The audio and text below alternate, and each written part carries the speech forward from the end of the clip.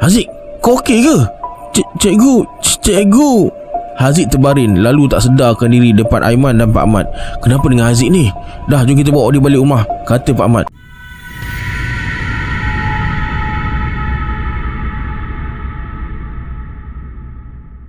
A'udzubillahi minasyaitonirrajim. Bismillahirrahmanirrahim. Assalamualaikum semua, kembali lagi bersama saya Syarul. Terima kasih sebab klik video ni. Semoga yang menonton video ni ditambahkan rezeki dan dimudahkan urusan dunia dan akhirat. Hari ini saya akan sambung kisah misteri Cikgu Suraya part 2. Nak tahu kesudahan kisah ni macam mana?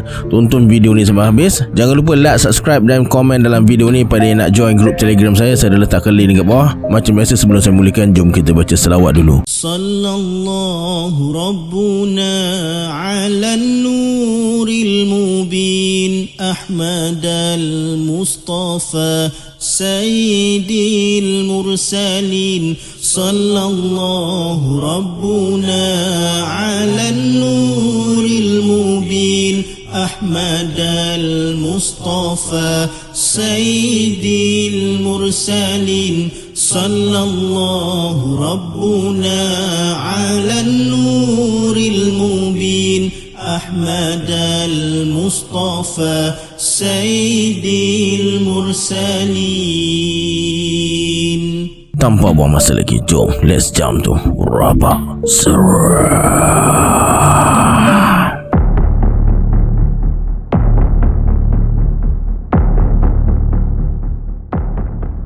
Cikgu Suraya tawarkan diri untuk jalan dengan mereka berdua. Berjalanlah Haziq dengan Aiman sambil tolak basikal dengan Cikgu Suraya hingga sampai di rumah Aiman. "Cikgu, saya balik dulu. Haziq, jumpa esok," kata Aiman. Haziq dan Cikgu Suraya teruskan perjalanan. Haziq rasa pelik bila difikirkan balik, Cikgu Suraya ni datang dari mana? Rasanya Cikgu Suraya belum kenal sesiapa lagi dekat kampung ni. Haziq hanya diamkan diri hinggalah sampai dekat rumahnya. "Cikgu, inilah rumah saya. Cikgu tak nak masuk dulu?" "Tak apalah Haziq, dah lewat malam ni. Kirim salam dengan mak ayah. Cikgu balik dulu ya," kata Cikgu Suraya. Cikgu Suraya berlalu pergi. Bau minyak wangi cikgu tu masih melekat dekat hidung. Lepas masuk rumah, Haziq masuk bilik tukar baju, kemudian ke dapur nak makan. Pukul 11 malam, Haziq belum tidur lagi dan masih buat kerja sekolahnya. Sambil tu, dia terfikirkan peristiwa tadi. Haziq rasa pelik sebab Cikgu Suraya berani jalan sorang-sorang waktu malam dan masih tertanya-tanya, siapakah wanita yang duduk di pondok tu? Adakah Cikgu Suraya ataupun memang betul hantu? Seminggu dah berlalu, namun Haziq dan Aiman masih tertanya-tanya peristiwa yang berlaku malam tu. Haziq rasa wanita tu adalah Cikgu Suraya, tapi buktinya masih tercari-cari. Sejak kejadian tu, Haziq dan Aiman rasa takut setiap kali mereka lalu dekat pondok tepi sawah tu waktu malam.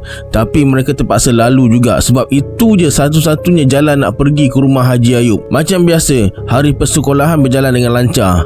Hari tu Cikgu Suraya lambat masuk kelas dan dekat setengah jam Haziq dan rakan-rakan sekelasnya ternanti-nanti kehadiran Cikgu Suraya. Tak lama kemudian, kelibat Cikgu Suraya kelihatan berjalan naik tangga sambil menuju ke kelas mereka. Cikgu Suraya sampai kelas. Haziq arahkan rakan-rakannya berdiri dan ucap, "Selamat pagi Cikgu." "Selamat pagi murid-murid. Duduk," balas Cikgu Suraya. Haziq rasa hairan bila tengok Cikgu Suraya nampak macam baru lepas menangis. Lepas tu dia tulis beberapa soalan dekat papan hitam. "Baiklah murid-murid, tolong jawab soalan ni," kata Cikgu Suraya dengan nada yang sedih. Haziq dan rakan-rakan yang lain hanya diam. Masing-masing tulis soalan yang diberikan oleh cikgu mereka. Dalam keadaan sunyi tu, tiba-tiba Cikgu Suraya bersuara, "Malam ni cikgu nak buat kelas tuition. Nak datang tak?" Haziq pelik. Ekspresi wajah Cikgu Suraya tiba-tiba berubah dari sedih jadi ceria. Semua setuju nak pergi tuition dekat rumah Cikgu Suraya lepas solat Isyak malam ni. Kelihatan Cikgu Azman tengah berdiri menghadap ke belakang pintu kelas sambil perhati keadaan sekeliling sekolah. Lepas habis kelas, Cikgu Suraya keluar pergi dekat Cikgu Azman dan berbisik sesuatu. Raut wajah Cikgu Azman nampak teruja macam ada sesuatu yang menggembirakan hati dia lepas Cikgu Suraya berbisik pada dia. Lepas mereka berbual-bual kejap, Cikgu Azman masuk ke dalam kelas. Cikgu Azman nampak begitu ceria dalam kelas hari itu. Rakan-rakan Haziq asyik pereli Cikgu Azman je. Tapi Haziq hanya diamkan diri. Dia dapat rasakan ada sesuatu yang tak kena dengan Cikgu Suraya. Kelas Cikgu Azman berjalan dengan lancar. Begitu juga dengan waktu-waktu kelas yang lain. Hinggalah sesi persekolahan tamat hari itu. Haziq dan Aiman berjalan kaki pulang ke rumah. Aiman bersuara, "Kau okey ke Zik? Dari tadi diam je. Kau ada masalah ke?" "Aku okey je. Cuma kau tak rasa heran ke tadi dengan Cikgu Suraya? Semacam je aku tengok. Tadi menangis, lepas tu tiba-tiba senyum. Seram aku. Aku tak berapa nak perasan tadi." Sambil berjalan, Haziq asyik fikirkan tentang Cikgu Suraya. Nampaknya hari macam nak hujan. Haziq dan Aiman percepatkan langkah. "Jumpa malam ni Zik dekat surau. Jangan lupa bawa payung," kata Aiman sebelum mereka berpecah menuju ke rumah masing-masing. Malam tu, dalam keadaan hujan renyai-renyai, Haziq naik basikal sambil pegang payung menuju ke masjid. Sampai dekat masjid, kelihatan Aiman tengah duduk dekat tangga masjid tunggu Haziq. Selesai solat Isyak, Haziq dan Aiman naik basikal menuju ke rumah Cikgu Suraya. Tiba-tiba hujan turun dengan lebatnya. Haziq dan Aiman percepatkan lagi kayuhan dalam keadaan basah kuyup. Haziq dan Aiman berhentikan basikal dekat pondok Pak Mat. Kemudian mereka minta izin nak letak basikal dekat pondok Pak Mat tu, lalu berjalan menuju ke rumah Cikgu Suraya. "Assalamualaikum cikgu, kami dah sampai ni." "Waalaikumsalam, awal ni kamu sampai. Rakan-rakan yang lain mana?" "Tak tahulah cikgu, mungkin tak datang kot. Lagi-lagi hujan lebat macam ni.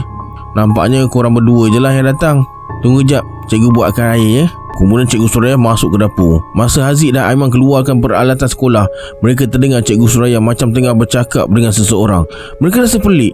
Dengan siapa pula Cikgu Suraya tu tengah bercakap? "Aiman, kau dengar tak? Cikgu Suraya cakap dengan siapa tu?" Aiman menggelengkan kepala. Tiba-tiba, bang! Kedengaran Cikgu Suraya hempas sesuatu atas meja. "Kenapa kau tinggalkan aku? Kau tak sayang aku lagi ke?" Muka Haziq dan Aiman terus berubah. Mereka rasa ada sesuatu yang tak kena. Kemudian Cikgu Suraya keluar dari dapur sambil bawa minuman dan sedikit makanan ringan. "Minumlah dulu, sekejap lagi kita akan mulakan kelas tambahan," kata Cikgu Suraya sambil tersenyum. Haziq dan Aiman tak berkata apa-apa.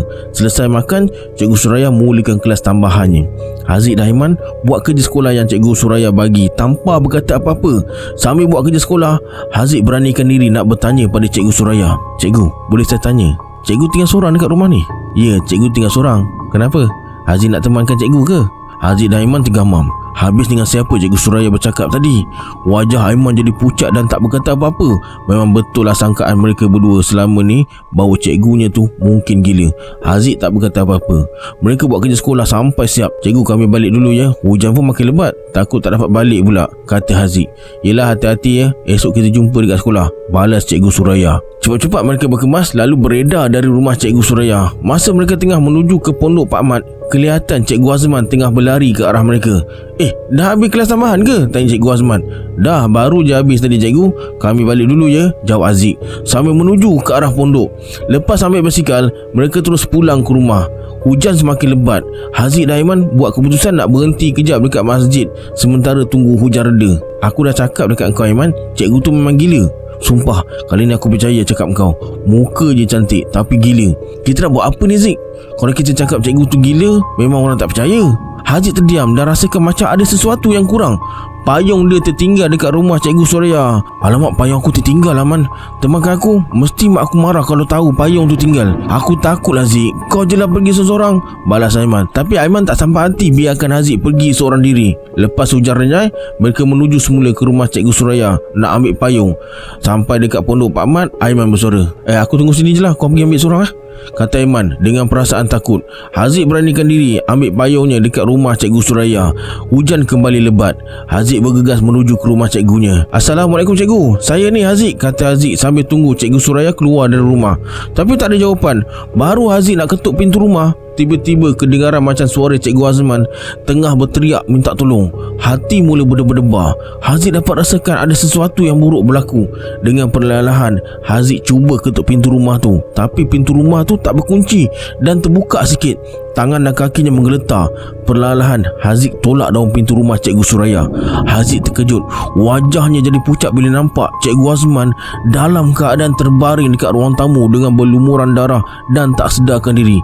Ada pisau yang masih tercacak dekat perut Cikgu Azman. Cikgu Suraya pula tengah duduk sebelah Cikgu Azman sambil bercakap dengan dirinya sendiri. "Abang tahu tak Su sayang sangat dengan abang. Kenapa abang tinggalkan Su seorang?"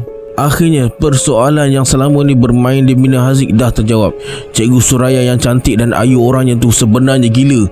Dengan pantas Haziq berlari menuju ke arah pondok Pak Mat. "Haziq, kau okey ke?" Cikgu." Haziq terbaring lalu tak sedarkan diri depan Aiman dan Pak Mat. "Kenapa dengan Haziq ni? Dah, jom kita bawa dia balik rumah," kata Pak Mat. Sebelum kejadian, Cikgu Azman berhajat nak pergi rumah Cikgu Suraya sambil tengok anak-anak muridnya datang kelas tambahan. Bila tengok muka Haziq dan Aiman macam ketakutan masa terserempak dengan dia tadi, cepat-cepat Cikgu Azman pergi ke rumah Cikgu Suraya. "Assalamualaikum Su. Aku ni Azman." Waalaikumsalam. Azman, jemputlah masuk. Kenapa dengan Haziq dan Aiman tadi? Lain macam je aku tengok. Diorang berdua je ke yang datang? Entahlah Azman, diorang takut kot dengan aku. Budak-budak yang lain tak jadi datang sebab hujan. Aku buatkan kau air Masa tengah buat air tu, tiba-tiba Cikgu Suraya rasa sakit kepala dan mula teringat akan kisah-kisah lalunya. Cepat-cepat Cikgu Suraya cari ubatnya yang diletakkan dekat almari dapur tu. Tiba-tiba kedengaran macam bunyi benda jatuh. Cikgu Azman terus menuju ke dapur nak tengok apa yang jadi. Sampai dekat dapur, Cikgu Azman nampak Cikgu Suraya tengah terbaring sambil pegang kepalanya. Cikgu Azman jadi panik. "Kau okey ke Su? Ada ubat tak?" kata Cikgu Azman. Cikgu Suraya tunjuk almari dapur tu. Cikgu Azman bergegas cari ubat dekat almari tu dan jumpa botol ubat tu. Tapi boleh buka dah kosong. Kelihatan Cikgu Suraya dah tak sedarkan diri. Cikgu Azman terus angkat Cikgu Suraya dan baringkan dekat ruang tamu. Dia cuba minta bantuan tapi keadaan tak mengizinkan sebab hujan turun sangat lebat. Cikgu Azman duduk sebelah Cikgu Suraya sambil usap kepalanya. Tak lama kemudian Cikgu Suraya mula sedarkan diri. "Su, kau okey ke?" kata Cikgu Azman. "Saya okey abang. Kejap ya, saya nak pergi dapur kejap," kata Cikgu Suraya lalu bangun menuju ke arah dapur. Cikgu Azman pelik. Kenapa tiba-tiba Cikgu Suraya panggil dia abang sedangkan mereka belum ada hubungan apa-apa pun? Apakah maksud di sebalik panggilan tu? Cikgu Azman duduk di kerusi sambil fikirkan hal tadi. Sebenarnya perasaan Cikgu Suraya berubah-ubah sebab teringat kisah-kisah lalunya, ditambah pula dia kehabisan ubat penenang menyebabkan fikirannya semakin bercelaru. Cikgu Suraya ambil sebilah pisau dekat dapur dan berjalan menuju ke arah Cikgu Azman sambil pegang pisau tu dekat belakang dia. Bila tengok wajah Cikgu Azman, dia teringat dengan bekas suaminya yang dulu pergi tinggalkan dia. Dendam bercampur sayang menyebabkan dia tak boleh lupakan bekas suaminya. "Abang, sayang ada hadiah untuk abang," kata Cikgu Suraya sambil berjalan menuju ke arah Cikgu Azman. Cikgu Azman rasa hairan dengan tingkah laku Cikgu Suraya tu. "Kau okey ke Su? Ni buat surprise apa pula ni?" "Tutup mata dulu, baru sayang beritahu." Cikgu Azman tutup mata tanpa syak apa-apa. Tiba-tiba zap, perut Cikgu Azman ditikam. "Su, apa yang kau buat ni? Tolong!" Cikgu Azman menjerit kesakitan yang teramat sangat. Tak lama kemudian Cikgu Azman tak sedarkan diri. Cikgu Suraya duduk sebelah Cikgu Azman sambil usap rambutnya. "Abang pergilah dengan tenang. Nanti Su kejar abang di sana."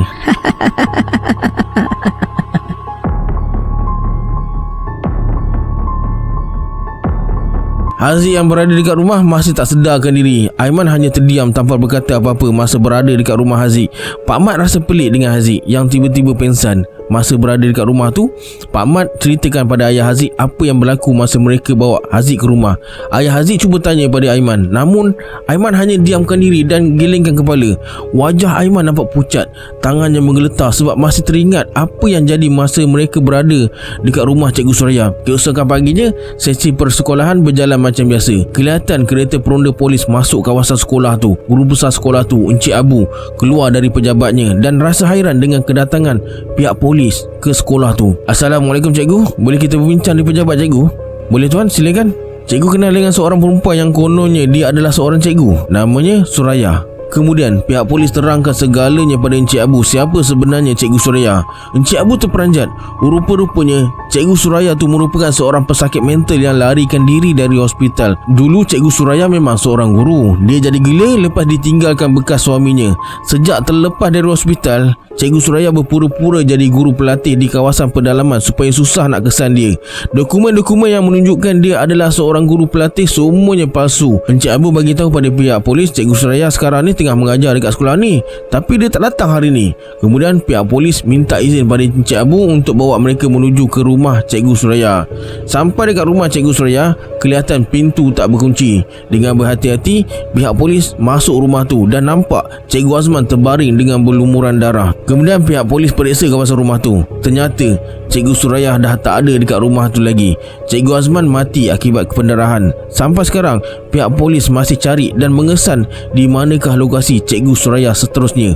Adakah Cikgu Suraya berada di sekolah berdekatan dengan perkampungan anda? Tak ada siapa yang tahu. Okey, sampai sini dulu kisah yang dapat saya kongsikan hari ini. Sebelum kita berpisah, anggaplah kisah ni sebagai hiburan semata-mata. Jangan terlalu mudah percaya. Hanya yang mengalaminya tahu akan kebenaran sesuatu kisah tu. Kita berjumpa di video akan datang. Saya Syarul. Assalamualaikum. Adios.